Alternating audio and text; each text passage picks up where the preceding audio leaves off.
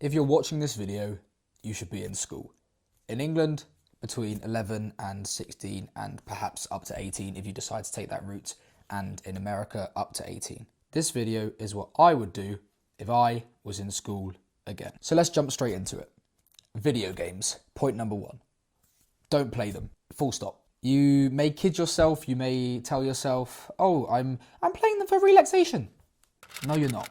You're playing them because you're a massive virgin.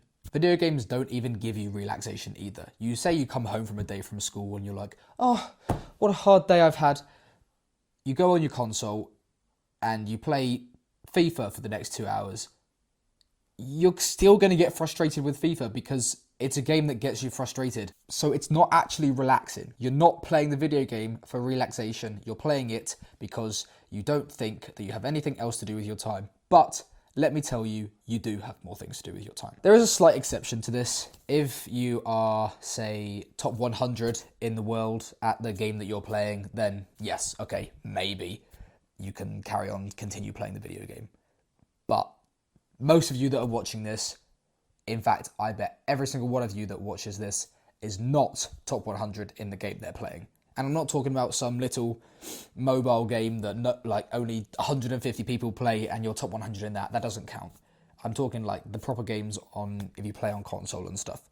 You're not going to be top 100. If you were in top 100, you wouldn't be watching this video because you wouldn't want to stop playing video games. If me saying stop playing video games is not enough to make you stop playing video games, then that's fine. Just please make sure that you don't play it long into the night. I, for example, was sat there every evening after school, up until about 11 or 12 playing the video game, waking up at 3, playing it until the rest of my house woke up, then got ready for school. So I was getting like 3-4 hours of sleep.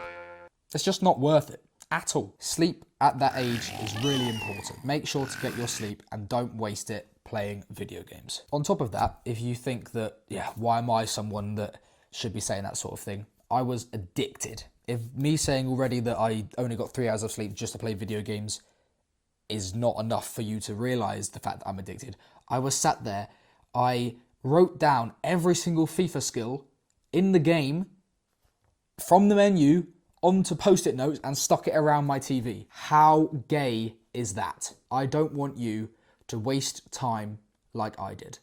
Please do not play video games. Let's move on to the second point. Do not think that spending time with your friends is the same as spending time with your friends on video games. Yes, maybe it feels that way, but it's not. It is not. If your friends say, oh, let's go to the park and play football, 100% take them up on that offer. Those are times that you will remember when you're older. However, the times that you will not remember are the times that you went home every single evening, joined a party with them, and just sat and played Fortnite and just sat and played FIFA.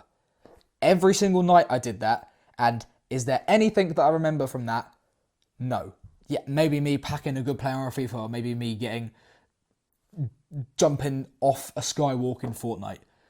Does that actually matter now? No. What would have mattered for me is if I had gone to the park to play football with them and had a good time. You and I and everyone else has 24 hours in a day. Your decision dictates what you do with those 24 hours. Make sure you spend the 24 hours improving yourself, enjoying things that you like doing, and that's not video games, because you don't actually enjoy it, do you? You're just playing it because it's somewhere to go. Concluding that point, go outside, touch some grass, take friends up on their offers. You could be the one that actually offers and says, let's go down to the park, guys, instead of sat on our ass opening FIFA packs with our mum's credit card. The third point, study more often but less. This is something I didn't do. I thought that I could just get to the end of the year when we had exams and start revising 2 or 3 weeks before and get a decent grade.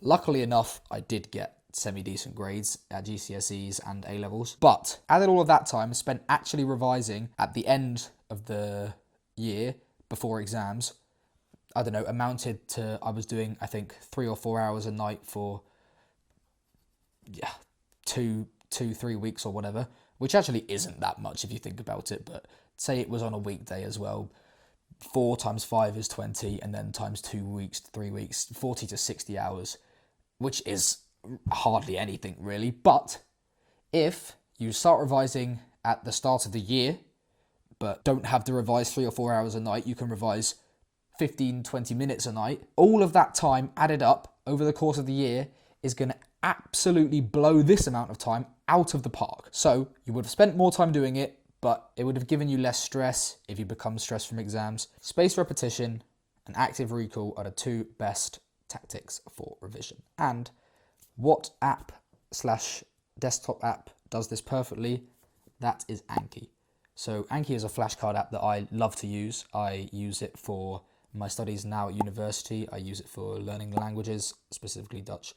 I use it for capital cities knowledge, which I luckily can now name every single one because I'm him. The important thing to do is just sit down, create some flashcards from the material that you're having to learn, put them into an Anki folder, revisit that Anki folder every now and again, and you will get times that you know you've done it so well that you won't need to do it again for a while, but you'll also get times that you've made a couple of mistakes on it and therefore you will have to do it more frequently. Anki is great.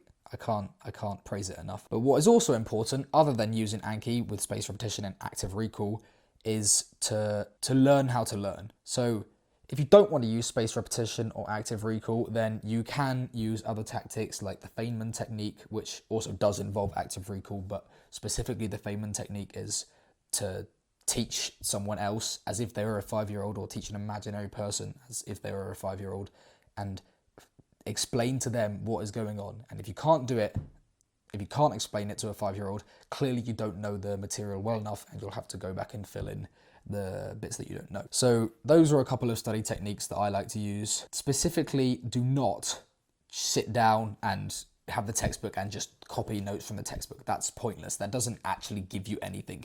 Yes, you're writing stuff down, and that there is something in your brain that recognizes that fact. So that's better than just reading the textbook, but you can make so much better use of your time if you learn how to learn and study properly, and then you'll save so much time over the course of your schooling years, and it will help you a lot in the future. Number 4, go to clubs more often.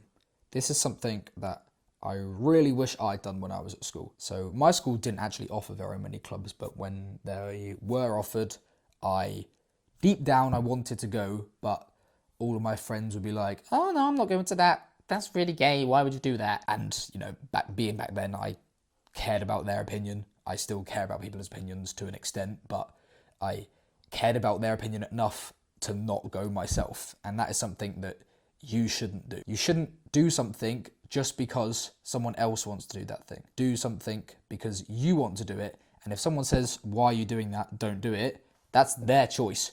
They don't want to do it. It doesn't mean you don't want to do it. So if you want to do it, do it. You want to make use of literally everything that's on offer, because there's something that you could do in one of those sessions one time that is really going to help you later in life that you don't know that yet. On the subject of learning, we'll move on to point number 5.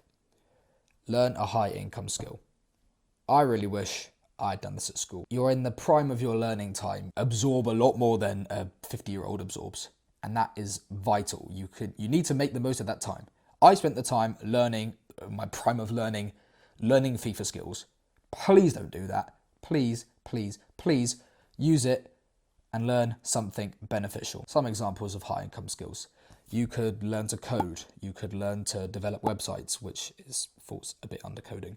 You could learn digital marketing. You can learn something like accounting, finance, things that will really benefit you in your life. It takes 20 minutes a day, 30 minutes a day. It doesn't even take that long. You don't have to do it every single day. It'd be nice if you did do it every single day. 20 minutes a day, just set aside 20 minutes a day, use a calendar, time block it. 5 years, 10 years down the line, you'll really, really thank yourself for consistently turning up, consistently working towards it. Specifically, the one I wish I had learned is coding, because everything's becoming more digitalized nowadays, and coding is a skill that, while ChatGPT can tell you how to code, it's really beneficial if you personally know how to code, and you can code really well, because there's so many opportunities. And that was 5 tips. I will give a bonus tip though. You will miss it. I am 21 years of age right now. I would love to be back in 2016, starting secondary school in year 9. You have to be grateful for the time that you're at right now. Live every moment as if it's your last. Don't waste your time. Life is short. Spend it the way you want to spend it. And that's it. If I was in school again, I really, really wish I had this sort of video to tell me to give me a kick up the arse, spend time enjoying where you are at right now, and most importantly, remember, there is always room for improvement.